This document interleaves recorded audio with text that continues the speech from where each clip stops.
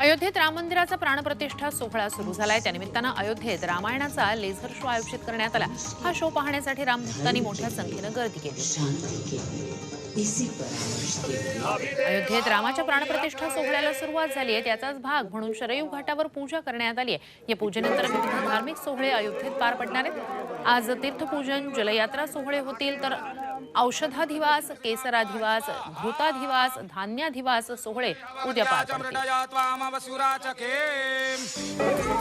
अयोध्येतील राम मंदिर या थीमवर आधारित साड्या बाजारात आलेल्या आहेत। मुंबईत अयोध्येच्या राम मंदिराची प्रिंट असलेल्या साड्या दिसत आहेत। या साड्यांना मागणी वाढत असल्याचं दुकानदारांचं म्हणणं आहे। मुंबईत भाजपकडून छत्रपती शिवाजी पार्क मैदानात प्रभू श्रीराम आणि मंदिराची विद्युत रोषणाईत प्रतिकृती साकारण्यात आली। जवळपास 45 फूट भव्य दिव्य स्वरूपातील ही प्रतिकृती आहे। भाजपचे मुंबई अध्यक्ष आशिष शेलार अमृत नोनी आर्थो प्लस, ये एक प्रूवन फॉर्मूला है। इसमें मौजूद नोनी फल के गुण और आयुर्वेदिक जड़ी बूटियां शरीर को जरूरी पोषक तत्व देने के साथ साथ हड्डियों और जोड़ों के घिसने, उनमें होने वाले सूजन और दर्द को रोकने में मदद करता है। दर्द मुक्त जीवन के लिए अमृत नोनी आर्थो प्लस यांच्या पुढाकारानं ही रोषणाई करण्यात आली आहे।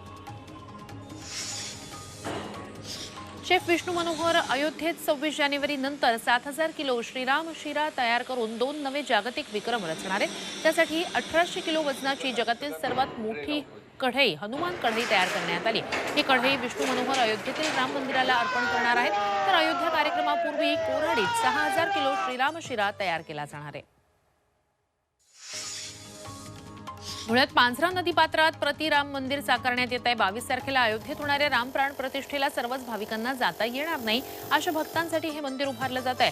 अयोध्येतील राम मंदिराप्रमाणेच हुबेहूब प्रतिकृती या ठिकाणी असणार आहे। त्या दिवशी रामाच्या मूर्तीची मिरवणूक काढली जाणार आहे।